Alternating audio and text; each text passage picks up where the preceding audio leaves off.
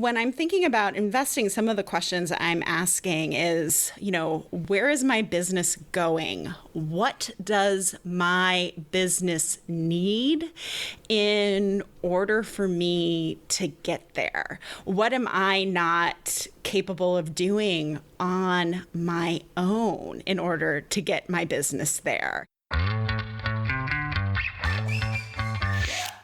When you're considering making an investment in your business, what's the first question you ask yourself?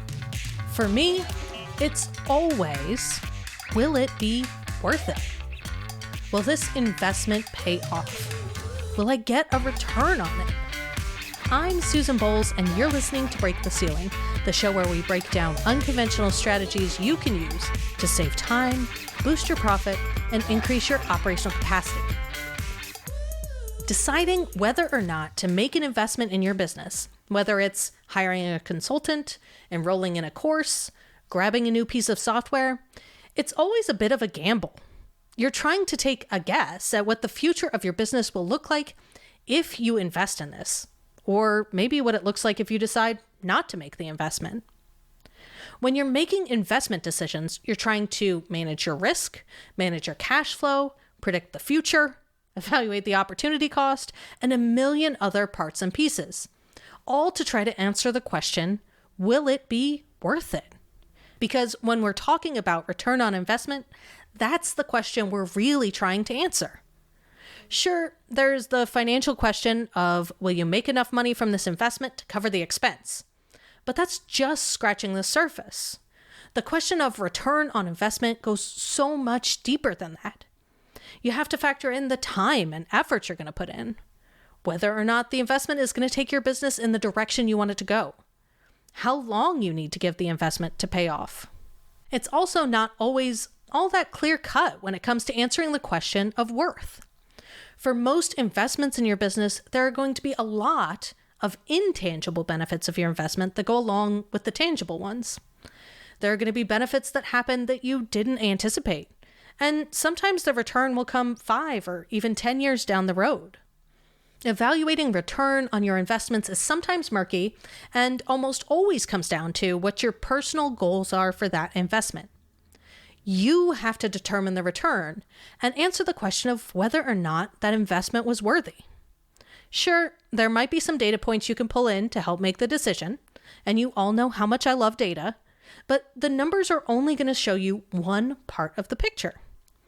When it comes to all those intangible benefits, a lot of that is going to come down to your opinions, your goals, and your vision for the future of your business, and whether or not this investment moves you closer to that future. Making investments in yourself and your business is how you move the needle forward, though. It's what keeps you from being stagnant. And evaluating those returns is what gives you the data to learn how to make better investments the next time around. For the next month, we'll be talking about return on investment, how to think about it, how to evaluate it when it's kind of murky, and ultimately, how to use that information to make better decisions about investments in your business. To kick us off, today I'm talking to Michelle Mazur. She's the founder of Communication Rebel. Michelle helps business owners who are shaking things up but having trouble talking about it with their messaging. And she's made some really big investments in her business that had a long payoff.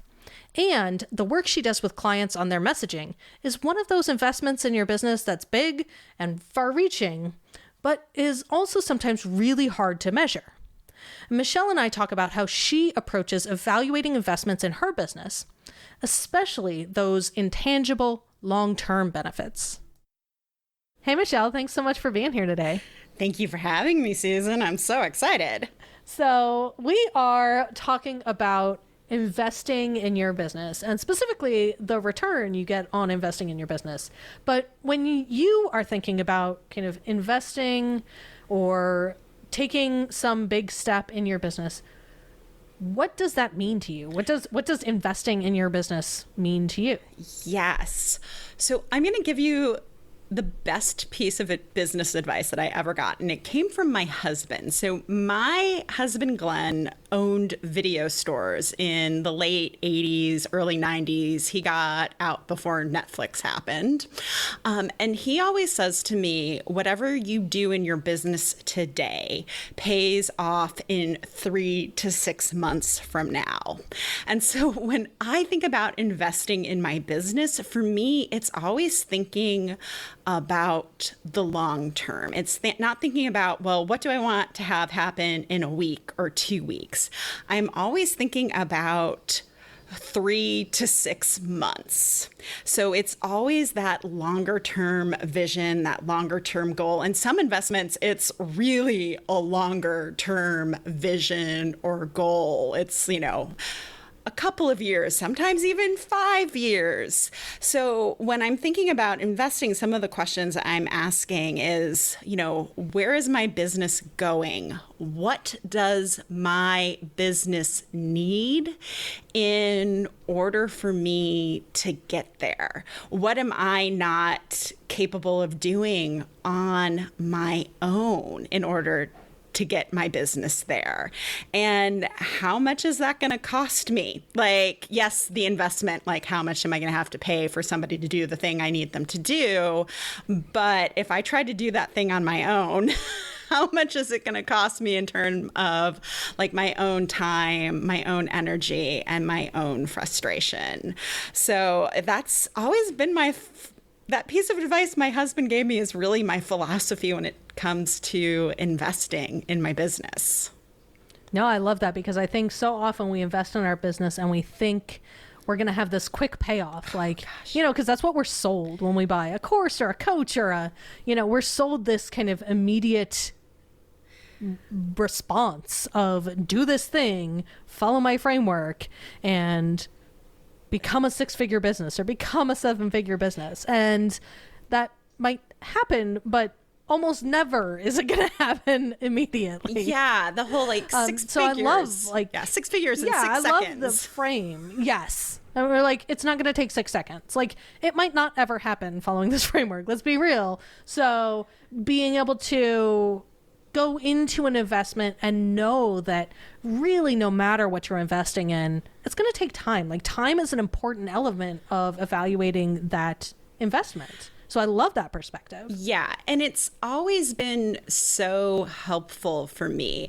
And it's, even when I'm thinking about my own marketing and even things like, oh, I'm going to create a podcast. Well, or change up my podcast, which I just did. It's okay, well, changing my podcast, I'm not going to really see results from that probably for another 3 to 6 months. And hey, that's okay, because I'm changing up the marketing, I'm changing up the positioning. So it's I'm not expecting to see these immediate results ever. And so if immediate results happen, it's this pleasant surprise. You're oh yeah, that's cool that happened. But it just gives you a different perspective. You're not expecting immediate gratification. And I really think that's how we should be approaching our business investments. It's not when we invest in our retirement, we expect to see our, 401ks or our IRAs to go up by 1,000% overnight. We don't go into investments that way when we're thinking about retirement. No, it's about the time. It's compound interest over time. And so that's the way we should think about our business investments too. Yeah, I love that. So what does your process for evaluating investments in your business look like? Do you have a process you follow, or how do you go about evaluating those investments? It's probably a little woo sounding, but I have a conversation with my business. I think about where I want the business to go. So, and that's thinking about my long-term goals, but also, what's coming up for me. So for instance, in 2019, I launched a book, and I knew that book launch was coming up. And one of the things I knew I wanted to do was get on some podcasts and talk to people about the 3-Word Rebellion book, because I knew if I could get on some great podcasts, people would hear about the book and they would go buy the book. Now, podcasts, when you invest in somebody pitching you for podcasts, it's a little bit like gambling, right?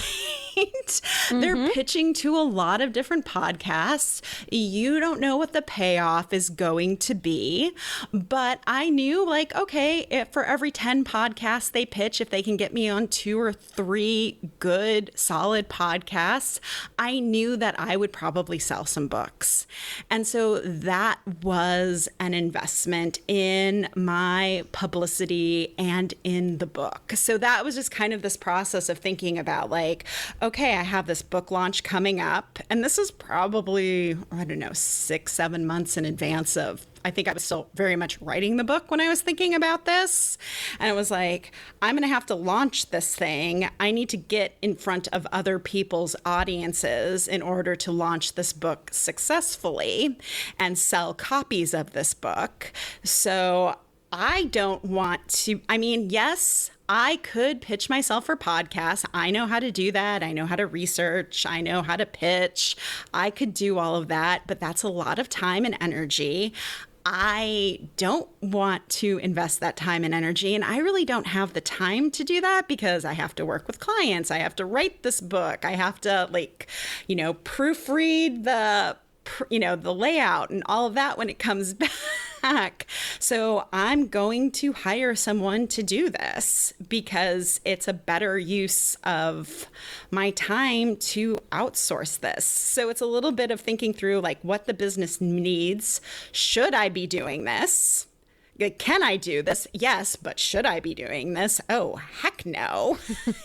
And then, does this make sense for me to invest in? Is there going to be a payoff, or do I think there's going to be a payoff? And then, yeah, I do. So I'm going to do this. Okay. So sometimes we need to invest things in our business that we know there's no immediate payoff. The payoff might be a few years down the road. And I know that you invested in a rebrand a few years ago, and that is one of those things in business that is kind of hard to see the direct payoff. It's hard to measure. And it really might take a long time to totally be worth it.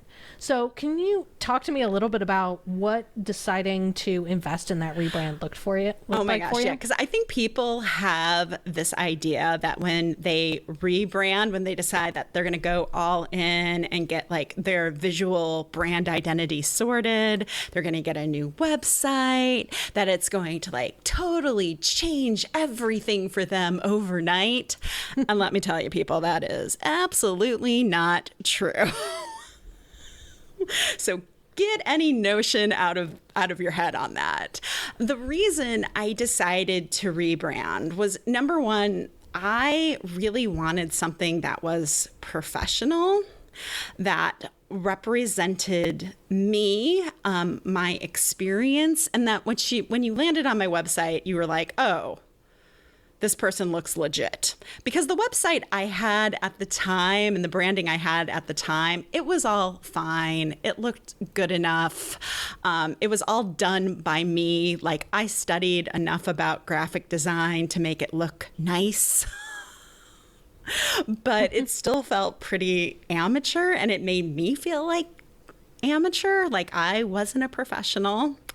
And I was getting to a point where it was just, I shouldn't be doing that kind of, spending my time doing graphic design on my own and making branding decisions on my own when I knew enough about branding to be dangerous.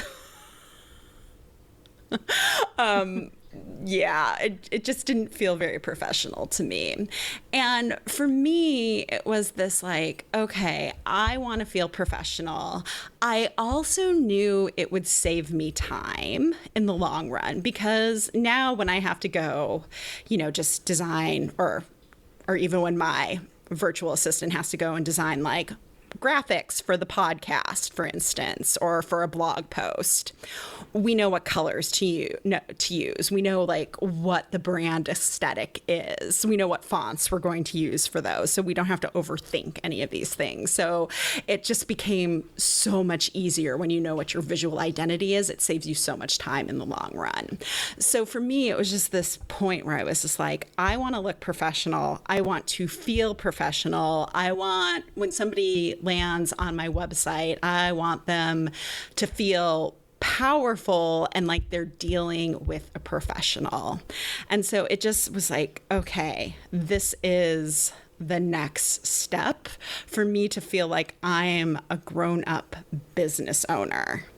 And I was at a level of revenue where it made sense to invest in that at that stage of my business. So as you decided to invest in the brand, going into it, did you have any ideas about how you were going to evaluate whether or not the rebrand was worth it?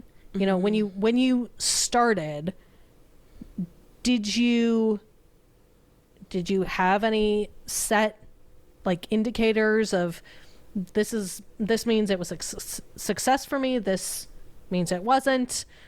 Did you have any of that going in, or have I wish I did, but I didn't. Did that come later? I mean, I'm just curious. Looking back, I wish I would have had some of those. I wish I would have had some of those. I know getting on the phone and having people comment about the professional level of the website was amazing. Like that always was like, oh, I landed on your website and I was so impressed by the website and the quality of your work. And I was like, oh, okay, cool. Like that was an indicator for me that it was successful, that I wasn't just like a fly by night. At this point, I was a public speaking coach. I hadn't transitioned to the messaging work yet. So it said to me like, oh, I was standing out from my competition, that it wasn't, they knew that this just wasn't like a template kind of brand, that I had actually put some intention and some thought into it. So I wish I would have set some of those things out. But at that point, I was just like, no, I want to feel professional. Now what? That's the question I hear from a lot of service-based business owners. Maybe you've been asking yourself, now what too? You've built your business from the ground up and your business works, but maybe it's not growing. You keep bumping into a ceiling on how many clients you can take on and maybe how much money you can make. And maybe now you're even wondering if your business has staying power. You might be keenly aware of how small challenges could easily balloon into big problems as the market and the economy change. I help entrepreneurs decide how to take action so they can build more resilient business that's primed for growth. I combine strategic thinking with a background in business finance, data, and operations to see the patterns that have your business bumping against a growth ceiling. I'll show you exactly what you can do to break through and make more money, all while making sure the foundation under your business is strong. I have a few new client openings for my quarterly or monthly advisory packages. When you work with me, I'll examine your financial reports to spot opportunities. We'll talk about where you're feeling friction and discover ways you can reclaim your time and attention. We'll dig into how to scale your operations without sacrificing quality, so you can increase your capacity and make more money. And each action you take will be informed by strategic financial insight and data-driven operational planning. The result? You'll feel wildly capable and in control, and you'll finally break through that ceiling. Ready to learn more about working with me as your business advisor? Go to scalespark.co/advisor. All right, so now, a few years down the road, how it sounds like the rebrand was a success, but what made you decide that it was worth it? What indicators did you see that, this was a positive investment for you? What's been remarkable is that I've really been able to grow into the rebrand. And even though I've pivoted the business from public speaking to working in messaging and brand messaging and customer journey, the website still works. It was so well done.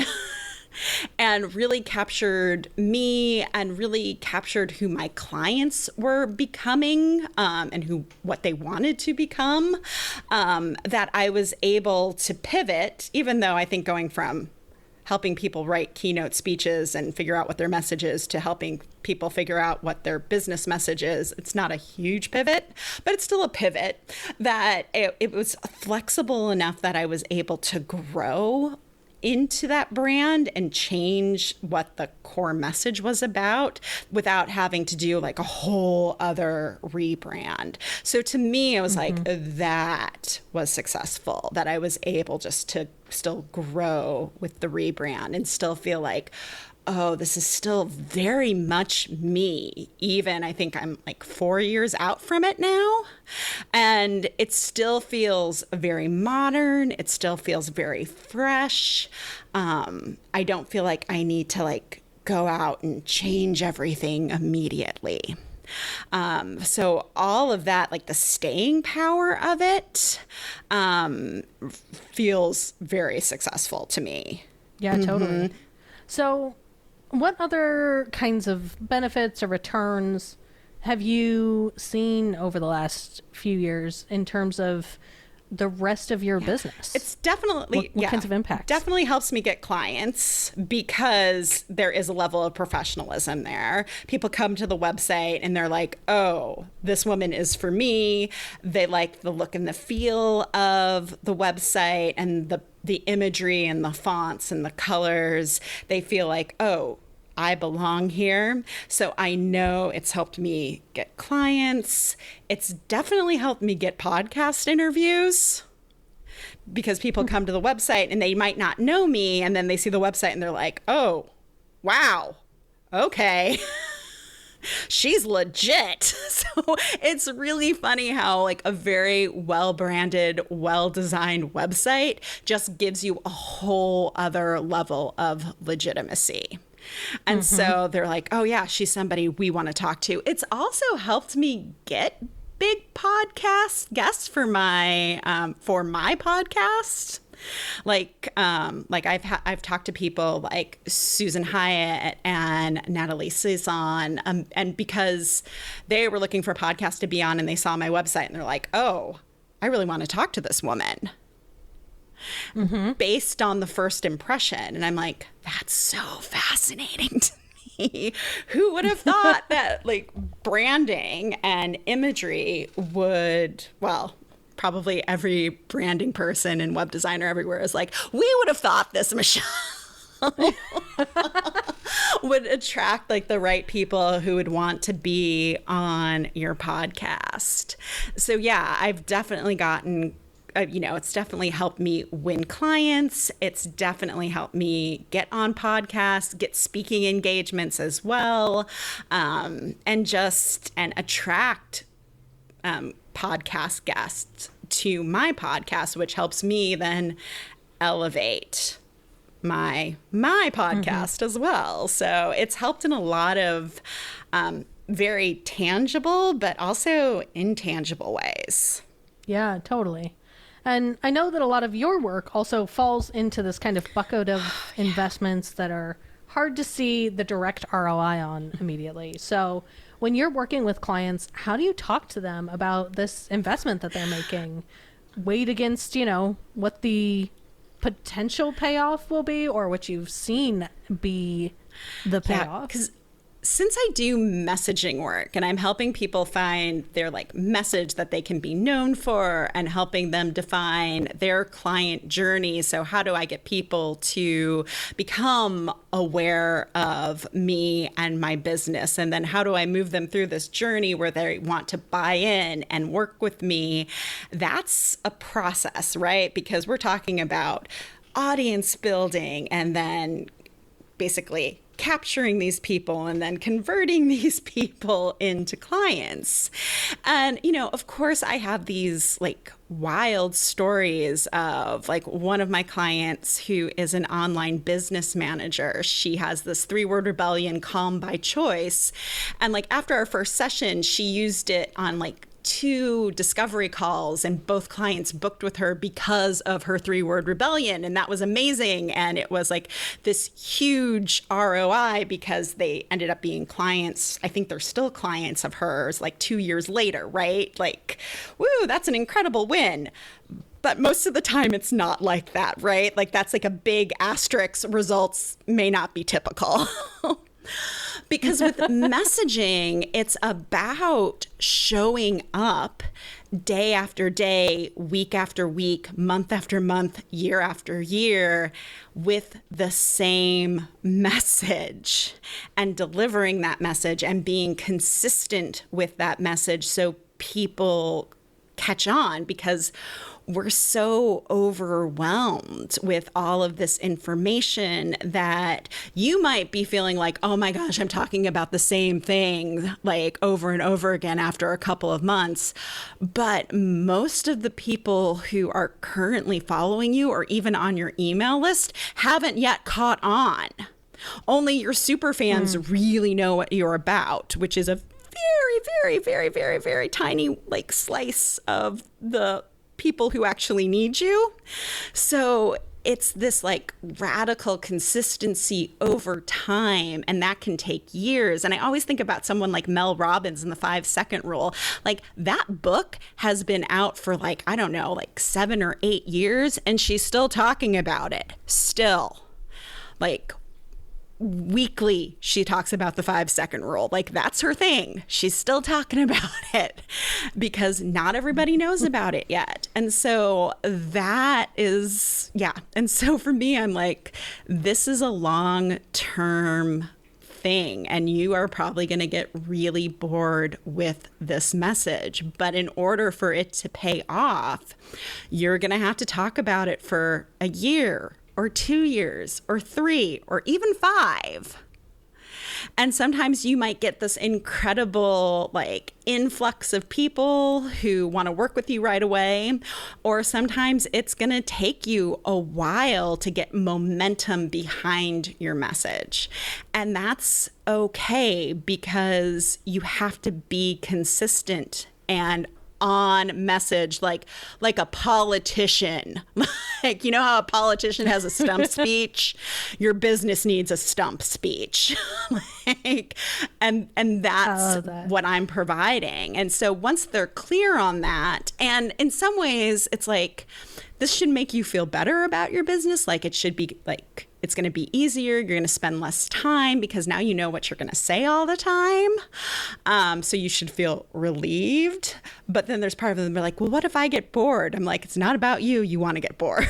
So it's always that reminding them that this is just going to take time to pay off. And really the goal of our work is to make your job easier in the long run and to save you a lot of time thinking about like, oh, what am I going to talk about? Now you know, you have a document that tells you what you're going to talk about. It's the standard for your business. This is what you talk about. Sorry, that was a rant. I like that.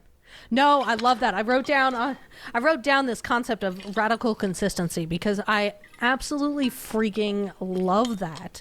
And I think it's a piece, not just in your messaging, but in your whole business, that most of the successful businesses, it comes down to this concept of they are radically consistent.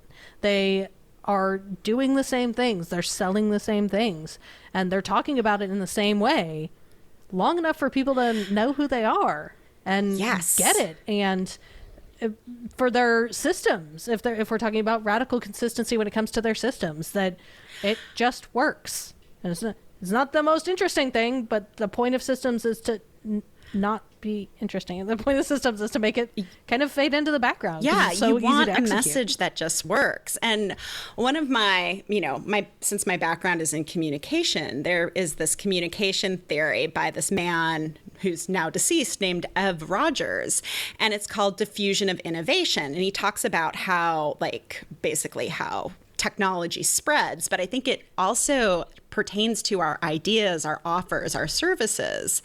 And it looks like a bell curve, but in this bell curve, there is this, when we first launch a new idea, a new product, we'll have the early adopters who are basically our super fans who will buy anything that we do, right? They're like, woo, yes. But most of our things never move past that, because if we have one bad launch, we're like, ugh, that doesn't work anymore. So we give up and we create something else. Mm-hmm. Instead of thinking okay, how come I'm not bridging the gap to the middle where there are more people? We're just oh, it just doesn't work. And it's no, it's not that it doesn't work. It's just you haven't figured out how to get out of the early adopters. You've exhausted your pool of early adopters, and now you need to move to the more mainstream of your audience. Yes, I love that concept. So we have talked about a lot today, but is there anything you think we should talk about that we haven't yet? As far as investments and return on investments, I would say if I had one piece of advice for investment is listen to what my husband says, but always ask yourself, thinking about the time and your energy, does it make sense for me to do something by myself? If I know I'm going to have to do this work by myself, does that make sense? Is it a good use of my time? Or should I invest in somebody else doing it? Because I always think that's the trade-off. Mm-hmm. It's not just a money trade-off. It's the time and the energy you would have to put in to do the work yourself. Yeah, absolutely. And I always come back to, at least for me, when I'm thinking about investing specifically in services or a person or something like that, even if I do it myself, is this person going to do it better? I mean, if you're hiring consultants and experts and people who do this thing that you're hiring them for all day, every day, it's going to take you so long to get that good at it. Is it worth paying somebody who is the best at the thing that you need them to do and taking advantage of all of their expertise and their knowledge? And, even if it might be worth your time or something you could learn, how long is it going to take you to get to that level of expertise at that specific thing? And how much time and energy and money are you going to waste because you don't know what you don't know when it comes to it? Exactly. And it's so interesting because I've been on the receiving end of that as a consultant of, hey, we didn't really think about this and we messed it up, and can you come help? Oh my God. I can't tell you how many times I've been invited in businesses where they're like, yeah, we spent $10,000 on the sales funnel and it doesn't work. Can you look at the message and tell us where we've gone wrong? And I'm in there for 5 minutes and I'm like, yeah, right here. Mm-hmm, that thing that, right there. That was easy. And that's what I'm saying is when you are an expert at the thing that you do, it is so easy to just look at it and be like, yeah, it's right there. That's your problem right there. That's why it's not working. But when you aren't the expert, when you haven't been doing this or seeing it across a range of businesses, you can't see that. You don't have, you just don't have the data points where, with you do messaging forever. I do operations and finance. I can look at operations or I can look at a P&L and be like, oh yeah, your problem's right there. And it doesn't take me very long because I have so many data points. You have so many data points that you're using to create that interpretation based off of your experience. Yeah. And so it always comes back. I always have to factor that into my decisions when I'm thinking about investing is, yep, I could totally learn how to do this. Is it worth my time? Probably not. But what extra benefit am I going to get from hiring somebody who 100% this is what they do? Oh, yeah. Yeah. And plus, we have so many blind spots, especially like with messaging. People are so close to their message. They're like, Michelle, my audience isn't growing. Why is it that? And I'm like, well, you're not talking to people who don't know you. That's why your audience isn't growing. And they're like, oh, yeah, thanks for that. What do you mean by that? And I'm like, this is why you hire me. Yes, exactly. Because I will help you create a message that talks to people that don't know you. Yes. I love that. All right. So where can our listeners find you if they want to connect or learn more about what you do? Yeah. So these days, my main social media squeeze is Instagram. So if you want to hang out with me and say hello, I'm at Dr. Michelle Mazur. If you want to check out my beautiful rebranded website, that's drmichellemazur.com. And if you want to check out the 3-Word Rebellion book, that's over at 3wrbook.com. Awesome. Thank you so much for being here. Thank you for having me. This was such a fun conversation. As you heard us discuss, when it comes to making a decision about an investment in your business, there are so many things to consider. First, is this an investment I should make? Is this the thing that will solve my problem?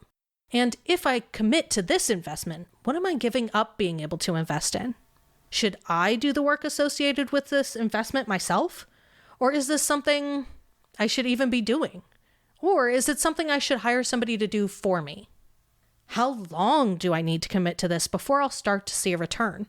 What actions do I need to take to make sure that I've done everything within my control to make sure I recognize the full ROI here?